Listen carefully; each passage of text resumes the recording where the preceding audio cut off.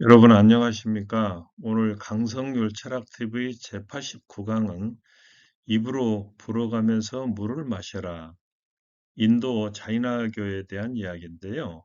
여기는 이제 자이나 교도들 중에 나체 수행자들의 모습이고 여기도 마찬가지입니다. 그리고 여기는 숨결에라도 작은 벌레가 입으로 들어가는 일이 없도록 안면포를 쓰고 다니는 그 모습입니다. 오늘 강의 순서를 말씀드리도록 하겠습니다. 불교 이전에 어떤 철학들이 있었는지, 지난 시간에 이제 힌두교에 대한 이야기가 있었고, 오늘은 자이나교입니다. 자이나교의 창시자가 누구인지, 또 그 창시자의 부모가 자살을 허용한 종파에 속해 있어서 스스로 목숨을 끊었다고 합니다. 입으로 불어가면서 물을 마셔라. 그리고 자이나교의 나체 수행자들, 이런 내용으로 영상 꾸며봤습니다.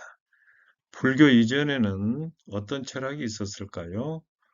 우파니샤트, 기원전 7세기에서 5세기가 나타나기까지 브라만 교리가 모든 철학적 사유의 배경을 이루고 있었습니다. 그런데 베다의 권위를 부정하는 사상 체계가 등장했는데 이걸 우리는 비정통적 체계라. 그리고 거기에는 유물론이 있고 마하비라가 창시한 자이나교가 있습니다. 그리고 석가모니 불교. 그러니까 불교나 자이나교가 모두 이제 비정통 철학에 속한 거죠. 여기는 우파니샤트. 자이나교의 창시자가 누구냐? 우리가 이제 흔히 마하비라라고 부릅니다만 원래 이름은 바르다마나죠. 석가모니와 동시대 거의 비슷한 시기에 태어났는데 여기가 보면은 이제 석가모니의 그 팔대성지인데 석가모니가 태어난 곳이 룸비니 동산이라고 그러죠. 그래서 바이살리니까 공간적으로 이렇게 멀지 않습니다. 마압이라는 그 부유한 귀족 가문에서 태어났고 부처와 같이 30살에 출가를 함으로써 그 후로도 철저한 고행을 이루었습니다. 이것은 고행을 버리고 수행하여 깨달음에 도달한 석가모니하고는 다릅니다. 그래서 12년 동안이나 그야말로 극단적인 고행을 수행했다는 거죠. 그래서 결국에 이제 윤회의 사슬에서 벗어나는 해탈을 이루어서 진화, 이게 정복자, 승리자란 뜻입니다. 그리고 이제 마하비라, 위대한 영웅이란 의미인데 마하비라가 된 겁니다. 마하비라는 24명의 자이나 예언자 가운데 마지막 24번째 예언자가 되겠는데요. 석가모니는 히말라야 산속에서 하루에 삼시 한알, 보리 한알로 연명하면서 6년 동안 고행을 했지만은 별 소득이 없이 심신이 쇠약해져 기절하기까지 했습니다. 여기가 이제 작자는 알 수 없지만 석가 고행상인데요. 얼마나 이렇게 야유였습니까? 그래서 이제 결국에는 아무것 소득도 없었기 때문에 고통과 즐거움 모두를 물리치고 수도에 정진해서 깨달음에 도달했다는 이제 분이 바로 석가모니죠. 그래서 석가모니는 두 가지 극단, 향락과 고행, 이 두 가지를 다 피하라는 겁니다. 여기는 이제 카마수트라, 우리가 지난 시간에 봤던 향락주의 카마수트라 책이 있었죠. 그리고 여기는 이제 말하자면 고행이죠. 살에다가 이런 걸 갖다 꼽는 이런 걸 다 피하라는 겁니다. 향락에 빠진 태폐주의자나 고행에만 몰두하는 수련을 모두 물리치고 적정과 열반으로 이끄는 중도의 길, 8정도, 8가지 바른 길이 있다고 합니다. 그래서 이 길을 따라가서 결국에 득도에 도달한 인물이 바로 석가모니다. 석가모니가 이제 부처가 된 거죠. 그래서 출가자가 피해야 할 두 가지 극단이 고행과 향락이다. 그렇다면 속세에 머무는 자들은 어떤 극단을 피해야 할까요? 그것은 바로 가난과 너무 분에 넘치는 부유인데 이것은 인도 사회의 아주 빈곤층이 사는 동네와 여기는 그 인도 최고의 재벌, 우리가 지난 시간에 봤었죠. 의 모습입니다. 마하비라 이후에 30년간 마하비라가 이제 득도를 한 이후에 코살라, 마가도, 미틸라, 참파 지역 등을 돌아다니다가 기원전 468년 72세 때 라바프리에서 단식을 했습니다. 그래서 단식을 한다는 것은 아무 생명도 해치지 않기 위해서 식물을 먹지 않는다는 거죠. 물도 굶고 해서 결국에 아사를 했습니다. 굶어 죽었다는 거죠. 그래서 아마 이것은 부모의 영향을 받지 않았는가 이런 생각이 들고 그 후에 그의 제자들이 그를 자이나, 진화라고 부르면서 자이나교라고 하는 종교가 생겨나게 됐다. 그런 얘기입니다. 조금 전에 말씀드린 이제 그 코살라와 마가다 위치인데요. 코살라가 여기가 있고 마가다가 여기 있습니다. 어, 사진에서 이제 보면은 불교, 힌두교, 자이나교, 석굴 사원이 나란히 위치한 엘로라가 되겠습니다. 엘로라. 그래서 여기가 이제 뭄바이인데 뭄바이 근처에 엘로라라고 하는 지역이 있어요. 여기에 이제 석굴이 모여 있다는 겁니다. 그 중에서 16번째 카일라사 사원인데 여기가 삭굴이고 이 거대한 바위산을 100년 이상 정으로 이렇게 일일이 쪼아서 만들었는데 석조 건물로 단일 석조 건물로는 세계에서 가장 큰 건물이라고 합니다. 자이나교 성지 스라바나 벨라골라라고 해서 여기에 보면은 거대한 나신상이 있습니다. 사람이 이렇게 작아 보이지 않습니까? 인도 티르탕카라, 지나 성자 구원자라는 뜻인데 여기에는 이제 24명의 인물이 있었다고 하는데요. 그 이름은 그 어머니들의 태몽이라든가 그들이 세상에 올 때 상황에 따라 이제 다르게 지어졌는데 예를 들면은 23번째 파르슈바그를 상징하는 것은 동물은 뱀이고 상징하는 색깔은 초록색이다. 근데 이 인물은 이제 마하비라보다 250년 전에 이미 생존했던 인물인데 마하비라의 상징은 이제 사자고 금색이다.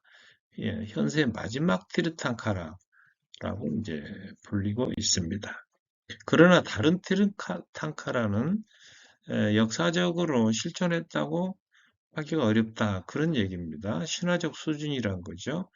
24대 티르탕카라가 바로 마합이라고 진화라고 불림으로써 여기에서 자이나교라는 이름이 유래했다. 자, 그러나 티르탕카라는 어떤 존재냐? 축복을 주거나 인간사에 관여할 수 있는 인격적인 신은 아니라는 거죠. 그저 위대한 존재들의 상징으로 받들어지고 있습니다. 여기는 24번째 티르탕카라, 즉 마하비라를 숭배하는 그 모습이 되겠습니다. 조금 전에 말씀드린 대로 창시자의 부모는 자살을 허용하는 종파에 속해 있어서 죽음 후에 영원히 사는 것을 저주스럽게 여기고 이렇게 이런 종파에 속하였다고 보는데 그래서 아마 마하비라 역시 스스로 굶어 죽은 것이 아닌가. 그리고 부모의 어떤 행태들을 지켜봐온 마하비라가 세상에서의 모든 기쁨을 포기하고 금욕주의자로 살아갔다. 그런 얘기입니다. 그리고 여기 보시면 이제 이렇게 큰 석상이 이렇게 있습니다. 자, 그렇다면 자인학의 교리는 무엇일까요? 이 우주는 영혼, 지바와 아지바, 비영혼으로 구성되어 있는데 신자들이 목표로 삼는 것은 어디까지나 영혼의 해탈입니다. 불교하고 좀 흡사한 데가 있어요. 무지나 탐욕, 성냄, 속임, 오만 등의 격정, 이런 것들을 우리 이제 카르마, 업이라고 부르는데요. 업에 의해서 속박된 상태를 벗어나지 못한 것을 우리가 해탈하지 못했다. 이렇게 말을 한다면은 해탈에 이르는 길은 뭐냐면은 새로운 카르마, 새로운 업보의 유입을 들어오는 것을 막고 이미 들어온 카르마를 제거하는데 이것이 이제 목표인데 여기에 가장 효과적인 것이 바로 고행이라는 겁니다. 고행. 해탈은 바른 믿음, 지식, 바른 행동 세 가지 보물이라고 하는데요. 이것에 의해서 해탈이 되지만은 인간은 신의 은총이나 띠르탄카르의 자비, 창시자의 자비에 의해서가 아니라 스스로 길을 걸어가서 이 업을 완전히 제거함으로써만 해탈에 도달할 수 있다. 그러니까 이제 자력신앙의 종교라고 할 수가 있습니다. 해탈을 성취한 자는 살아있을 때는 윤회 사슬을 벗어나고 입적 후 죽은 후에는 세계의 맨 꼭대기까지 올라가서 영원한 기쁨과 평화를 누린다. 그리고 이제 자인화교의 교리 중에 하나가 아임사입니다. 살아있는 생물을 해치지 않는다는 거죠. 그리고 그걸 실천한 자인화교의 교리를 모방해서 실천한 인물이 그 유명한 간디가 되겠습니다. 자인화교 교리에서는 유물론을 거부합니다. 하르바카스가 주장한 유물론을 거부하는데 그에 대한 논리를 보자면은 인간의 지각은 네 가지 요소, 공기, 물, 불, 흙 이런 것으로 이루어진 물질적 시체가 있다는 것을 안다는 겁니다. 그러니까 물질이 있다는 것을 아는 것은 뭐냐? 우리의 지각이 있기 때문이라는 거죠. 예를 들면 우리는 오렌지가 갖고 있는 색깔이나 형태나 냄새와 같은 특성을 지각할 때, 알아차릴 때 오렌지가 존재한다는 것을 알게 되는 거죠. 그러니까 유물론자들이 말하는 물질이 있다는 것도 우리 지각이 있기 때문에 알 수가 있다. 그런 얘기입니다. 만일의 육체와 그 기관들을 조절하는 의식적 실체가 우리 가운데 없다면은 그것들이 그처럼 체계적으로 활동할 수는 없을 거 아니냐. 자, 그리고 이 우주에는 생명체 수만큼이나 많은 자아들이 있고, 따라서 동물뿐만 아니라 식물, 심지어 먼지의 알맹이 속에도 자아가 들어있다. 그런 얘기입니다. 생명이 없는 산물들 속에도 심지어 미생물과 같은 이러한 존재 속에도 생명체가 존재한다는 사실은 현대 과학에서도 인정되는 바입니다. 자, 이제부터 이제 제목과 관련한 이야기가 나오는데요. 자, 우리의 개체적 영혼, 지바가 도덕적 완전성을 실현하기 위해서는 그 속의 불순물을 없앰과 동시에 새로이 침투하는 물질적인 것을 막아야 하는데요. 이를 위해서는 엄격한 금욕적 회개를 통해서 고행의 도를 수행해야 한다. 여기는 자인하고 여성들이 명상하고 있는 그 모습이고, 여기는 이제 알몸으로 이렇게 단식을 하면서 수행하는 남자 자인화 교도가 되겠습니다. 굉장히 말랐죠? 자, 고행이라고 하는 것은 뭐냐면 육체의 욕망을 끊고 최고의 정신 상태에 도달하기 위한 수행인데 예를 들면 오랫동안 굶는다거나 수천 번 절을 하면서 계속 기도한다거나 보통 사람으로서는 견디기 어려운 고통스러운 일을 이제 당하는 거죠. 거짓말을 해서는 안 되고, 자기에게 주어지지 않은 것은 절대로 가져서는 안 되고, 또 현세에서 쾌락을 추구해서도 안 된다. 여기 기도하는 이제 그 자이나 교도의 모습입니다만, 그리고 모든 살생을 금지하는 아임사를 실천해야 한다. 그런 얘기입니다. 그래서 아임사와 관련해서 음료수 속에 벌레가 들어있으면은 입으로 불어가면서 물을 마셔야지 절대로 잡아서는 안 된다. 또 숨결이라도 벌레를 들이마셔서는 안 되기 때문에 언제나 얼굴을 가리는 안면표를 걸치고 다녀야 하고 다리 생명체를 밟아 죽여서는 안 되기 때문에 걸어가기 전에 반드시 땅바닥을 깨끗이 쓸어야 한다. 자인학교의 나체 수행자들, 하늘을 입은 사람들이라고 해서 이렇게 얼마 전에 보도가 됐는데요. 이 사람들은 불살생을 실천하기 위해서 머리카락을 뽑고 하루 단 한 끼의 식사를 하고 옷을 벗고 다니는데요. 세 달에 한 번씩 머리카락과 이 수염을 뽑는다고 그래요. 손으로. 이게 약 3시간 정도 걸리는데 왜 그러냐면은 3개월이면 머리에 세균, 이 같은 벌레가 생기는데 이후에 깎으면은 그 생명들을 해친다는 겁니다. 그래서 그러기 전에 손으로 뽑는다는 거죠. 또 털채, 앞을 쓸고 다니는 털치하고 물 주전자 두 가지만 갖고 다니는데 물 주전자는 손과 발을 씻을 때 사용하기 위해서 들고 다니지만 이때 물은 최소한으로 써야 한다는 겁니다. 왜냐하면 물을 많이 쓰면 그 속에 있는 작은 생명체가 죽을 수 있기 때문이죠. 그리고 이제 그 두 가지만 가지고 다니기 때문에 손으로 직접 뽑을 수밖에 없다. 다른 도구가 없기 때문에 그렇겠죠. 그리고 식사는 하루에 단 한 번 하는데 물도 이때만 마시고 모든 식사는 물론 채식이지만은 채식 중에서도 벌레가 들어있을 수 있는 채소, 예를 들면 브로콜리나 가지 같은 것을 먹으면 안 된다는 거예요. 또 뿌리 채소, 감자나 양파나 마늘이나 생강 등은 그 뽑는 과정에서 벌레들을 해칠 수 있기 때문에 먹어서 안 되고, 탈이 옷을 벗고 다니는 이 나체 수행자들은 수준이 가장 높은 수도사들에게만 허용이 되는데, 처음부터 벗는 게 아니고, 처음에는 아래에 모두 입고 다니다가 조금 진행이 되면 아래만 입고, 나중에는 모두 벗고 다니는 실제 이 사진들입니다. 그러나 여자 수도성들은 절대로 옷을 벗을 수 없고, 바느질을 하지 않은 한 통, 한 겹의 천으로 온몸을 가리고 다녀야 됩니다. 그래서 이 천 때문에 여성들은 해탈할 수 없다고 여겨지는데요. 여성들은 다음 생에 남자로 태어나서 나체로 수행해야만 해탈할 수 있다. 이런 믿음을 가지고 있습니다. 조금 전에 말씀드린 털채라고 하는 건데 작은 벌레라도 밟지 않기 위해서 이렇게 앞을 쓸고 다니는 모습입니다. 자인화교 승려가 되기 위해서 큰 재산을 포기한 소녀 이야기가 작년에 2023년에 보도가 됐는데요.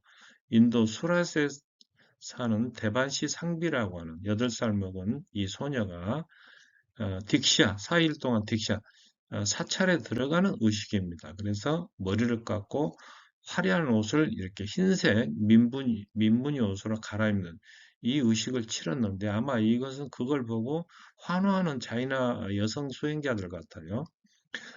이 소녀는 세계 보석 무역을 주름 잡는 상비엔 선지의 상속녀인데 부모도 자이나 교도라고 그래요. 그래서 부모 하는 말이 이 상비는 평소에 TV나 영화를 보지도 않고 쇼핑몰에 간 적도 없다. 이렇게 말을 했다고 합니다. 자이나교의 한계와 그 영향력.